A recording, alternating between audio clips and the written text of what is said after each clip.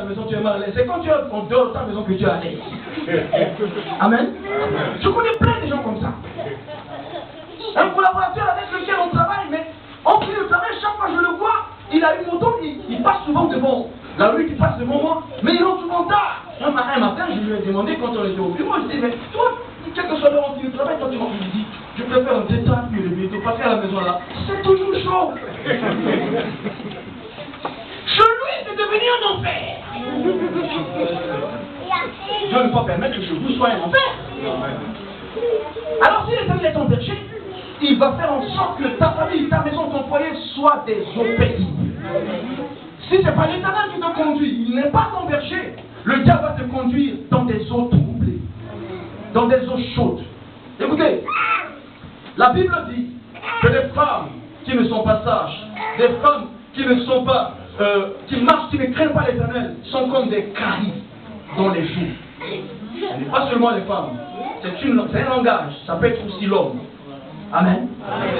Comment vous trouvez une famille, un foyer chrétien, où même l'homme et la femme considèrent la maison comme un ring de boxe chaque jour. Le mari exerce cet exercice de boxe toujours sur la femme. Il ne l'a pas épousé pour exercer ses muscles sur lui. Si tu le souhaites, va t'inscrire dans un centre de boxing. Et si je parle à quelqu'un qui va, ça s'appelle le kickboxing. Il y a des familles qui deviennent des kickboxing, des clubs de boxe. Ça, c'est des eaux troublées.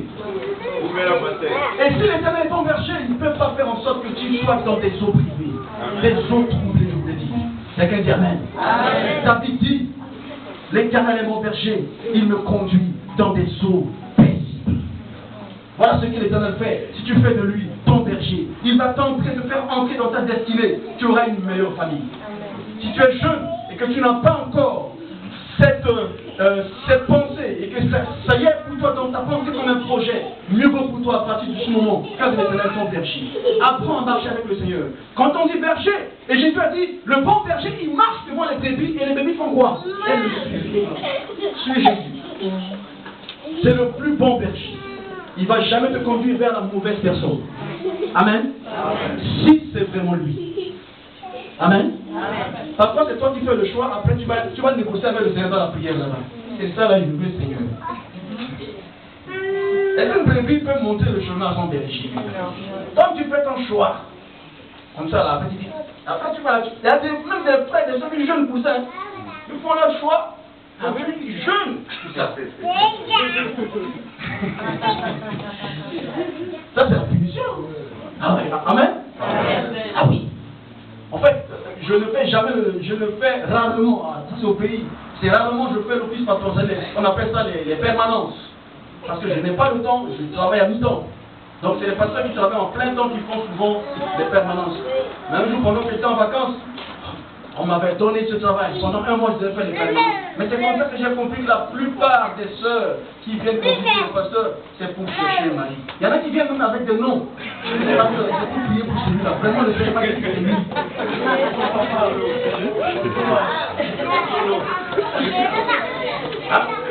Est-ce que cette personne-là, elle est déjà diminuée et là, mon boulot.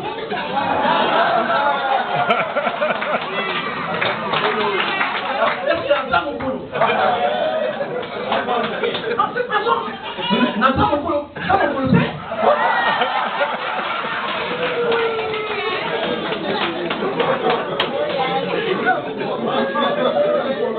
Ouais, je commence à être doué en dis, tu n'es pas privé, c'est toi qui portes ton choix. Il y a des moments où, dans certaines périodes de la vie, ça peut arriver. Parce que la Bible dit aussi, si tu fais de l'éternel tes délices, il te donnera ce que ton cœur désire. Mais il faut d'abord faire de l'éternel tes délices. C'est que tu es dans l'intimité de Dieu. Toi et lui, vous pouvez lire ensemble. Vous pouvez comprendre les choses ensemble. Il y a des gens qui sont entrés dans l'intimité de Dieu et avec eux, par le discernement, ils sont capables de comprendre ce que le Seigneur veut.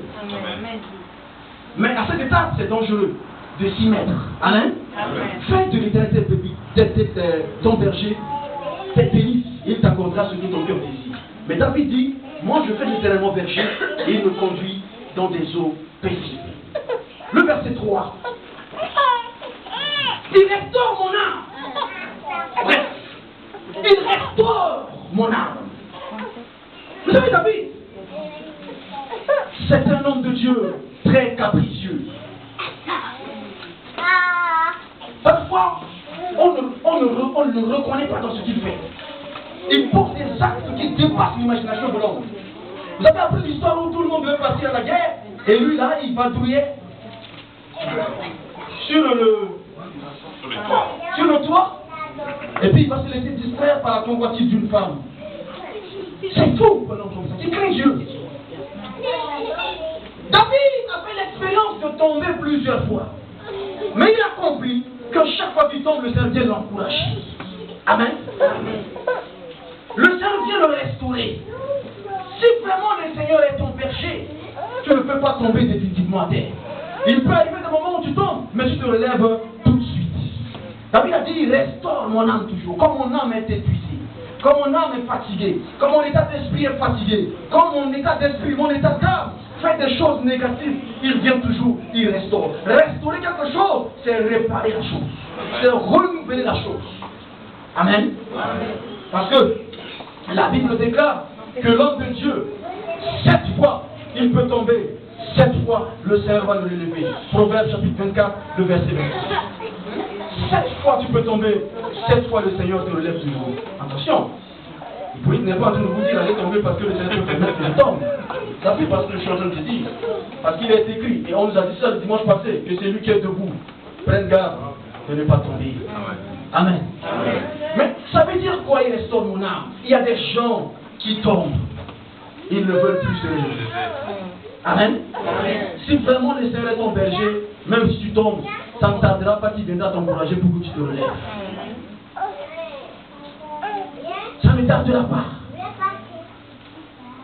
J'ai croisé des chrétiens comme ça qui me viennent faire l'église. Après, je leur dis, mais pourquoi je te vois faire l'église? Ah, pasteur, vraiment, j'ai perdu le chemin.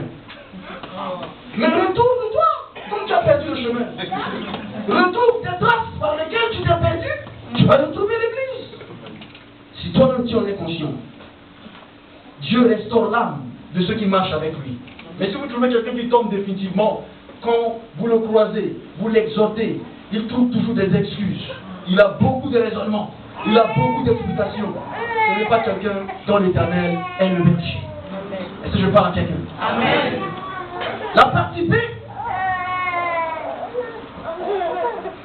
David dit, il me conduit dans les sentiers de la justice à cause de son nom. L'Éternel te fera droit toujours. Vous aurez des gens qui vont vous combattre. Mais quand vous atteignez le sommet de votre destinée, le Seigneur ne permettra pas que vous soyez tombés devant l'adversaire. Il vous fera toujours justice. Les gens vont comploter des choses contre vous. Ils vont fomenter des choses contre vous. Mais l'Éternel, qui est le Dieu de justice, ne permettra jamais que vous soyez atteints par le mauvais justicier contre vous. Jésus a dit, même si on vous conduit en justice, tranquillisez-vous. Car ce que vous allez dire là-bas, c'est moi qui vous le dirai. Voilà d'une manière simple ce que je veux dire. David dit, quand Dieu est ton berger, quand tu acceptes de marcher dans toutes les vallées, et qu'il accepte de te faire entrer dans ta destinée au sommet, qu'il te fera justice partout où tu auras. Il y aura des gens qui vont te bloquer, qui ne voudront pas que tu aies tel ou tel papier, qui ne voudront pas que tu aies tel ou tel travail. Fais de l'Éternel ton berger, il va te faire justice. Et je parle à quelqu'un ce matin. Le verset suivant, c'est ce que nous avons déjà dit. Quand nous marchons dans la vallée de l'ombre de la mort, nous ne créons aucun mal. Aujourd'hui, nous ne sommes pas en train de parler de vallée de l'ombre de la mort. Ça, c'est évident que quelle que soit la nature du danger, le Seigneur nous en tire toujours. Allons lire le verset 5. Tu dresses devant moi une table. En face de qui? De mes adversaires. Vous aurez toujours des adversaires, quelle que soit la dimension où Dieu vous place, même en tant que serviteur de Dieu. Certainement, il a des adversaires, des gens qui te combattent, les gens qui veulent que ce que tu